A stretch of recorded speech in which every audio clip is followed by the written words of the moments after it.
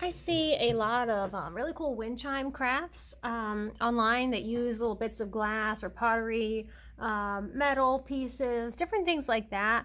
That they, somehow bore a little hole into and then string them up, maybe with some transite or some really fine string. I've just got some thread here, a regular sewing thread, and a little needle. But I'm kind of on a shrinky dink kick, and so I want to try to make something like I've been seeing on Pinterest and everywhere, with shrinky dinks. And so it's kind of a cool way to get to use shrinky dinks for more than just charms. I've got all my little scrappy pieces. These come in like I think they come in a either 8.5 by 11 or an 8 by 10 size piece. So I've got all my little scrap pieces, and you can tell this has got some color on it from whatever project was done with it. But I think I've got mostly big enough pieces to do what I want to do. I want to make pieces that are shaped like a leaf. So I'm just going to trace a leaf on here, color it in, kind of do like a rainbow sort of design. So go through different shades of all the colors. I'll try to make them all different sizes. I don't know if I'm thinking feathers, leaves, but that sort of a shape. It's like a long stretched out teardrop that has a point on both ends. And then at the top of it, I can punch a little hole, get them all shrunk down and string them up and put them onto a stick. So I'm thinking this type of wind chime, this style of a project, is kind of in the category of like a macrame and stuff like that, because the picture that I saw had all these little pieces that were strung up on a piece of it looked like some kind of fancy petrified driftwood or something like that. Something that I don't have, something that I don't want to buy. There's a nice little shape like that. And you can maybe even cut them out first before you go and color them. So I'll just do that. Get them all cut out first and then color them.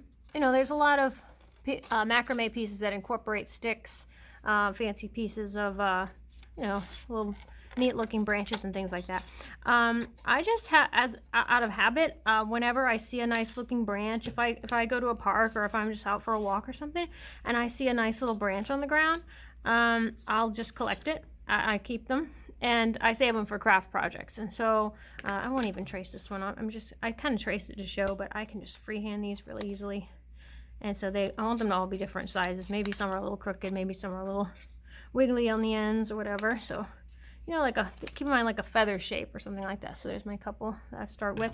These are too small. I'm not going to save these little scrappy pieces. So those are actually trash now. That probably is too. Maybe some good pieces on here to save. So just chop off those little pointy edges and maybe save that piece. But yeah, I always save little sticks in case I need for a craft project. And so I have a bag of them here, about the same size. I just kind of stick to pieces that can fit into a gallon-sized Ziploc bag, so nothing that's too long that won't fit in the bag. And I just seal them up, and they stay nice and dry and clean in here. So that's what I'll be using for mine. Nothing too fancy, just a branch from a tree that I got for free.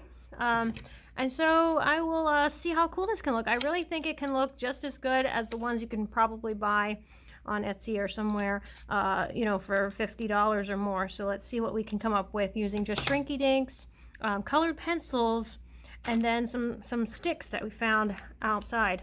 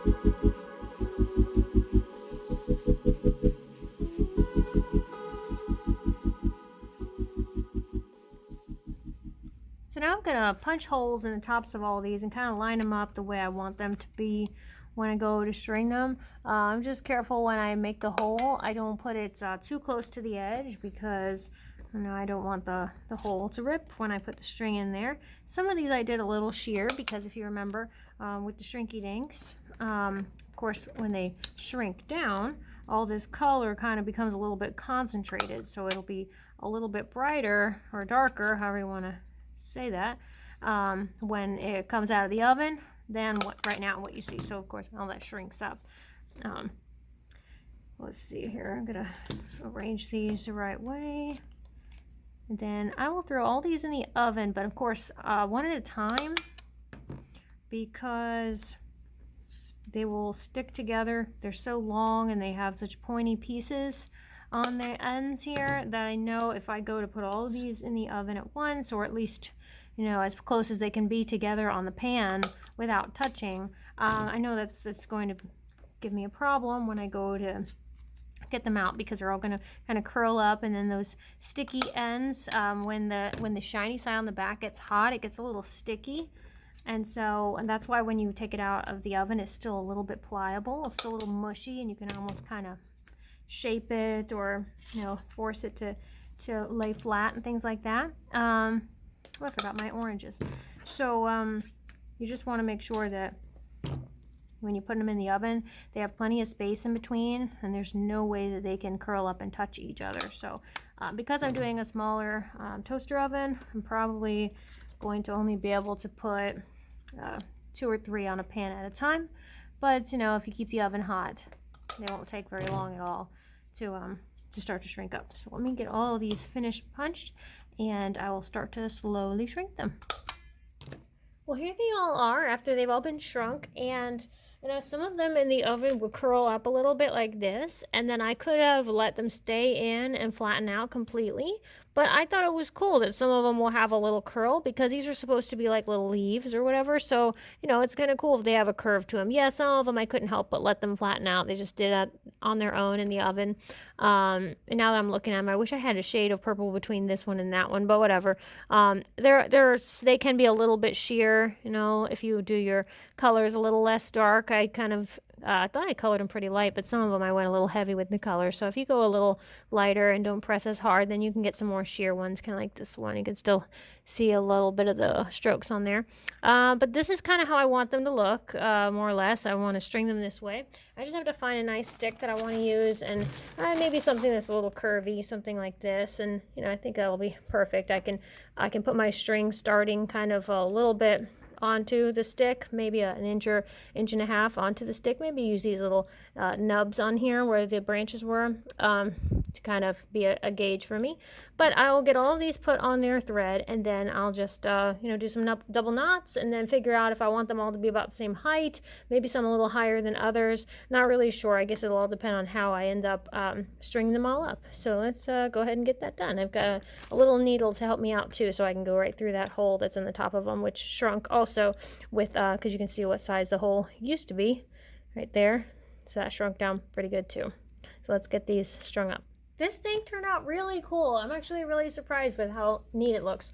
I did like a little slip knot thing at the top with the thread, so I didn't want to have a bunch of knots and strings and all this fluffy stuff at the top of it. I just thought it looked neater and cleaner to just, double up the string and put the loop and bring the tails through, and that's what I did. And I only had knots at the bottom, so that's why you only see the strings here down at these. And of course some are flipped around, so that's why some have the shiny side and some have the dull side.